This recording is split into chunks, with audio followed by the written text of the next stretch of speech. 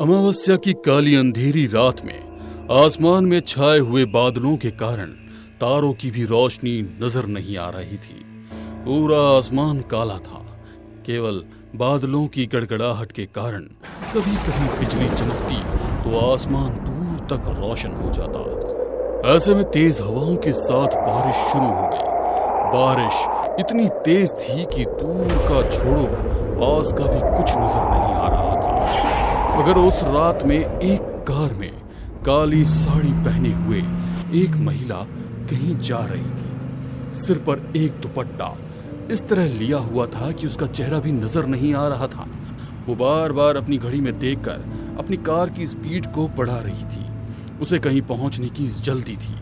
कुछ देर ड्राइव करने के बाद उसने कब्रिस्तान के सामने जाकर अपनी कार रोक दी और कार से उतरने के पहले उसने बड़ा सा घूंघट अपने सिर पर डाल लिया ताकि उसका चेहरा किसी को नजर ना आए। सड़क के दोनों तरफ एक नजर देखने के बाद वो निश्चित हो गई थी कोई भी वहां पर मौजूद नहीं है।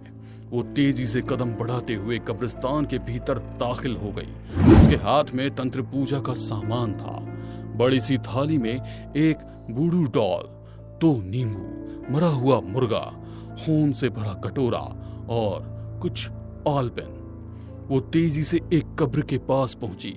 वहां पर एक बुजुर्ग व्यक्ति पहले से ही काले कपड़े पहने खड़ा था। उसने कब्र खोदकर कॉफिन को बाहर निकाल लिया था। मैंने तो पूरी तैयारी कर ली है, तुम तो तैयार हो ना? एक बार और सोच लो। इस तरफ कदम बढ़ा लिया तो लौट कर जाना मुश्किल होगा। मैंने एक बार जिस चीज के बारे में सोच लिया तो सोच लिया, उसे मेरे रास्ते से हटाना ही होगा। तो फिर देर किस बात की? कॉफिन का ढक्कन खोलने में मेरी मदद करो। अब यही डेड बॉडी जिंदा होकर तुम्हारा काम करेगी। दोनों मिलकर उस कॉफिन का ढक्कन हटाते हैं। कॉफिन के अंदर एक महिला की लाश थी जो ऐसी लग रही थी कि मानो अभी बोल पड़ेगी। महिला हैरानी से उस लाश की ओर देख रही थी। आपको पता है ना कि ये लाश हमारे किसी काम की नहीं है, फिर आपने इस गड्ढे को क्यों खुदवाया? आज का दिन भी बेकार चला जाएगा। मुझे आप पर भरोसा ही नहीं करना चाहिए था।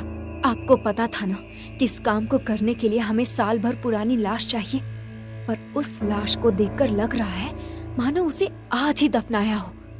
उस बुजुर्ग को महिला का मंतव्य समझ आ गया और वो जोर से हंसते हुए बोला, क्या सोच रही हो?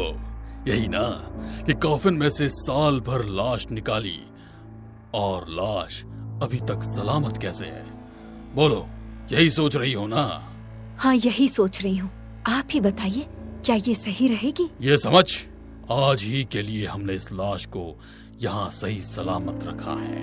अब ज्यादा सोच विचार मत कर, पूजा की तैयारी शुरू करो। हमने जो सामान तुम्हें कहा था वो सब लाई हो ना? महिला ने अपने हाथ का थाल आगे बढ़ाया और उस बुजुर्ग को दे दिया। उस बुजुर्ग ने उस लाश के बालों को काटा और उस बुड्ढी डॉल के बालों से बांध दिया। फिर एक कफन का टुकड़ा काटकर डॉल को कपड़े की तरह पहनाया। कुछ मंत्रों के उच्चारण के बाद उस बुड्ढी डॉल को खून से भरे हुए कटोरे में उल्टा लटका दिया। जैसे जैसे मंत्रों का जाप हो रहा था, कटोरे का खून धीरे धीरे खत्म हो रहा था। जैसे ही उस कटोरे का खून खत्म हुआ, उस बुजुर्ग ने मंत्र बोलते हुए लाश के ऊपर एक फूंक मारी। तभी आसमान में तेज बिजली चमकी और बादलों की गड़गड़ाहट के साथ एक बिजली आकर लाश के अंदर समा गई और देखते ही देखते वो लाश हिलने लगी। बुजुर्ग और उस महिला के चेहरे पर मुस्कुराहट आ गई। बुजुर्ग ने तुरंत मरा हुआ मुर्गा उठाया और उस कॉफिन के अंदर डालकर कॉफिन को वापस दफना दिया। मेरा काम पूरा हुआ। अब ये लाश और बुड्ढी डॉल दोनों तुम्हारे इशारे पर काम करेंगे। मगर एक बात याद रखना, तुमने जिस मकसद से इस लाश को जगाया है, तब तक उस मकसद को पूरा नहीं कर लोगी, ये लाश तुम्हारा पीछा नहीं छोड़ेगी। यदि तुम इस पल के बाद कभी भी अपने मकसद से पीछे हटी तो ये लाश तुम्हारा ही खून पी जाएगी। मैं हर हाल में अपने मकसद को पूरा करूंगी। मुझे अपना बदला लेना है, मुझे कोई नहीं रोक सकता है। कहते हुए वो जोर जोर से हंसने लगी और उसने थाल में रखी हुई एक सुई उठाकर बुड्ढी डॉल के सीने में लगा दी। जैसे ही उसने ऐसा किया, दूसरी तरफ एक बड़े खूबसूरत से बंगले के आलीशान बेडरूम में लेटी हुई मिसेस शाह के सीने में अचानक तेज दर्द होने लगा। वो दर्द से करा उठी। उन्होंने तुरंत मिस्टर शाह को जगाया। वो दर्द से बेचैन होकर बिस्तर पर ही गोल गोल घूमने लगी, मगर मिस्टर शाह को कुछ भी समझ नहीं आया कि वो क्या करे। एक तरफ घर में कोई नहीं था और दूसरी तरफ उनकी पत्नी दर्द से करा रही थी। जैसे ही उस महिला ने बुड्ढू डॉल के सीने से ऑलपेन निकाली, मिसेस शाह बिल्कुल नॉर्मल हो गई थी। वो महिला कब्रिस्तान से निकलकर सीधे अपने घर पहुंची।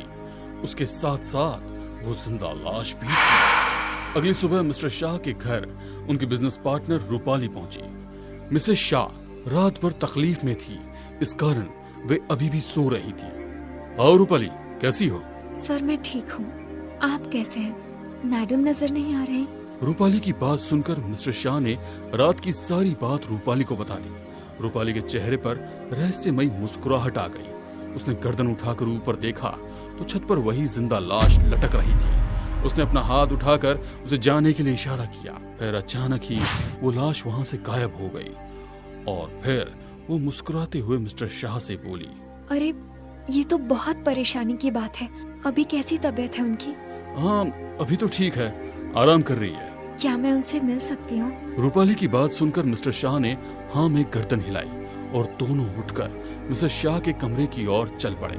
जैसे ही दोनों कमरे तक पहुंचे, मिस्टर शाह के मोबाइल पर किसी का फोन आया। उन्होंने रूम का गेट खोलकर हाथों के इशारों से रूपाली को अंदर जाने के लिए कहा और खुद फोन पर बात करने लगे। अंदर पहुंचकर रूपाली मिसेस शाह के करीब पहुंची और उनके कानों में बोली, अभी तो केवल शुरुआत हुई है।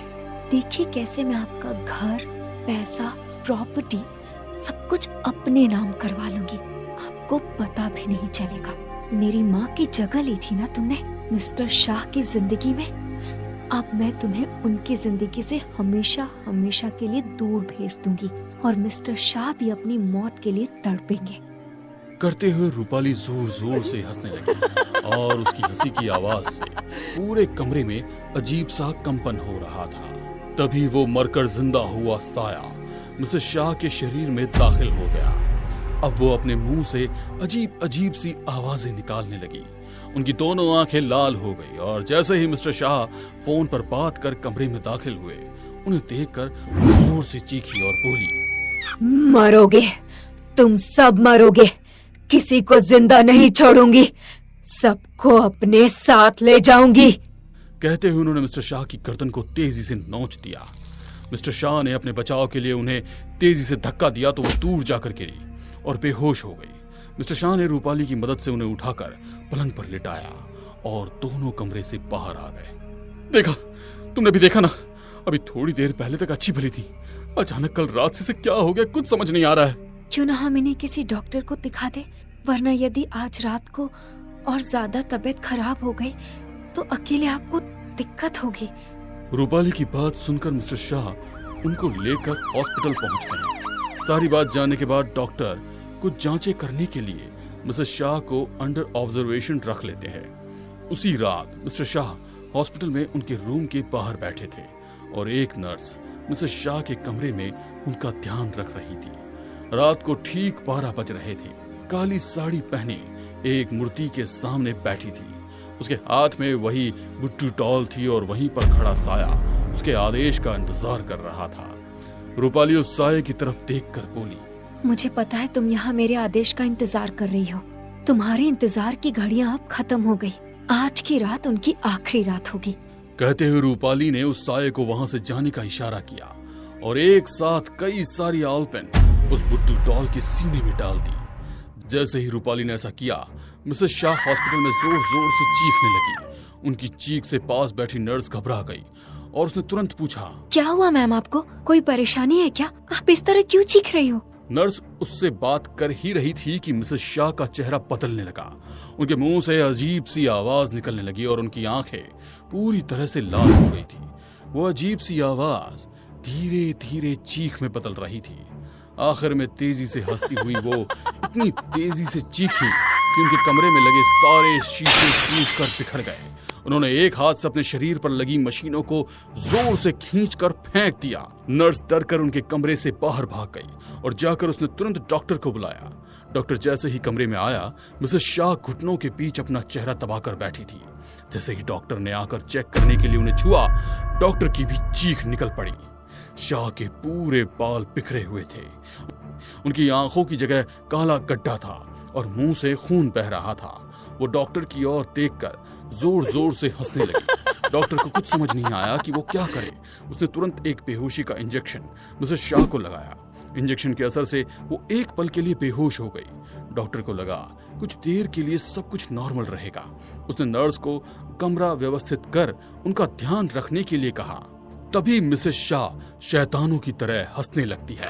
उनकी भयानक हंसी की आवाज सुनकर जैसे ही डॉक्टर और नर्स पलटकर देखते हैं, उनके होश उड़ जाते हैं। वो खिड़की पर खड़ी होकर जोर जोर से चीख रही थी और बोली, इसे अब कोई नहीं बचा सकता, इसे मेरे साथ ही जाना होगा।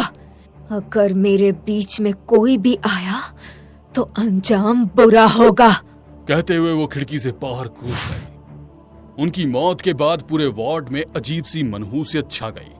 वो अतृप्त साया तेजी से हंस रहा है। मिस्टर शाह अपनी पत्नी की लाश के पास खामोशी से बैठे हुए थे। उन्हें समझ ही नहीं आ रहा था कि ऐसा कैसे हो गया। ऐसा लगता है आपकी पत्नी की कोई दिमागी बीमारी होगी, तभी उन्होंने इस तरह का स्टेप उठाया। ये रही आपकी पत्नी की पोस्टमार्टम रिपोर्ट और उनका डेथ सर्टिफिकेट। आप उन्हें यहाँ से लेकर जा सकते हैं। होनी को कौन टाल सकता है, आप हिम्मत रखिए, सब कुछ ठीक होगा। कहते हुए रूपाली मुस्कुरा रही थी। उसके हाथ में वही बुड्ढू डॉल थी जिसका सिर वैसे ही खुला हुआ था जैसे मिसेस शाह का खिड़की से गिरकर खुल गया था। वहीं थोड़ी दूरी पर वो लाश खड़ी थी जिसके होठों पर खून लगा हुआ था। रूपाली उसे देखकर मुस्कुरा रही थी। मुझे मन से मिस्टर शाह अपनी पत्नी के लाश के साथ अपने घर आ गए। उसका अंतिम संस्कार करने के बाद अकेले कमरे में वे अपनी पत्नी को याद कर रहे थे। वहीं दूसरी तरफ रूपाली एक अंधेरे कमरे में काले कपड़े पहने कोई विशेष पूजा कर रही थी। एक बोर्ड के आसपास 4 मोमबत्ती जल रही थी। बीच में वो बुड्ढू डॉल लेटे हुई थी। रूपाली ने उस बुड्ढू डॉल को खून से स्नान कराया और फिर कुछ मंत्र बोलते हुए उसने गुड्डू डॉल को अपने हाथ में लिया और पास में ही रखी ऑलपिन उठाई और उसके पैरों में चुभा दी। जैसे ही उसने ऐसा किया, दूसरी तरफ अपने कमरे में खड़े मिस्टर शाह के पैरों में तेज दर्द होने लगा। उन्होंने तुरंत कुर्सी का सहारा लिया और बैठ गए। उनके पैरों से खून निकलने लगा और वह हैरान थे कि अचानक खड़े खड़े उनके पैर से कैसे खून निकलने लगा। तभी उन्हें अपने आसपास किसी के होने का एहसास हो रहा था। वह सब और इस तरह देख रहे थे कि मानो वह किसी को ढूंढ रहे हो। तभी उन्होंने देखा कि उनके पैरों से निकलने वाला खून जो कुछ देर पहले जमीन पर गिरा था अब वहां पर नहीं है। उनको समझ में आ गया कि उनके साथ कुछ तो गलत हो रहा है। वे भगवान का नाम लेते हुए अपने जमीन पर खड़े हुए और दम लगाते हुए अपने घर में बने हुए मंदिर की तरफ जाने लगे, मगर रूपाली ने उन्हें मंदिर तक पहुंचने का मौका ही नहीं दिया और तुरंत ही उस बुड्ढू डॉल का पैर मोड़ दिया। अचानक हुए इस हमले से मिस्टर शाह जमीन पर गिर गए। उनके सिर पर चोट लगी थी जिसे साफ कर दिया गया था। अब रूपाली ने बुड्ढू डॉल के सीने में पिन चुभा दी। उस दर्द के कारण वे तेजी से झटपटाने लगी। वे धीरे धीरे जमीन पर घसीटते हुए आगे बढ़ने लगे, मगर वो लाश उन्हें आगे बढ़ने से रोक रही थी। उसने तुरंत पीछे खींच दिया, मगर मिस्टर शाह ने बजरंगबली को याद करते हुए हनुमान चालीसा का पाठ शुरू किया तो वो लाश उनसे दूर हट गई। अब मिस्टर शाह लगातार हनुमान चालीसा का पाठ कर रहे थे और धीरे धीरे खुद को घसीटते हुए घर के मंदिर की तरफ बढ़ने लगे। लगातार हनुमान चालीसा का पाठ करने से रूपाली के किए हुए बुड्ढू का असर भी उन पर नहीं हो रहा था। वह जैसे ही घर के मंदिर में पहुंचे, उन्होंने गंगा जल की शीशी उठाई और अपने आसपास गंगा जल का एक घेरा बना दिया। फिर धीरे धीरे गंगा जल पूरे घर में छिड़कने लगा। जैसे ही गंगा जल उस लाश के ऊपर गया, वो जलने लगी। वो तुरंत वहां से गायब हो गए और सीधे रूपाली के पास पहुंचे, जहां रूपाली अभी भी वुड्डू तंत्र कर रही थी। अब वो लाश रूपाली के ऊपर हावी हो गई थी और उसने रूपाली के शरीर को तोड़कर अलग कर दिया। रूपाली के मरने के बाद वो लाश और वुड्डू डॉल दोनों मुस्कुरा रहे थे। बुरे काम का पूरा नतीजा। कहीं आप भी तो किसी को धोखा नहीं दे रहे हैं?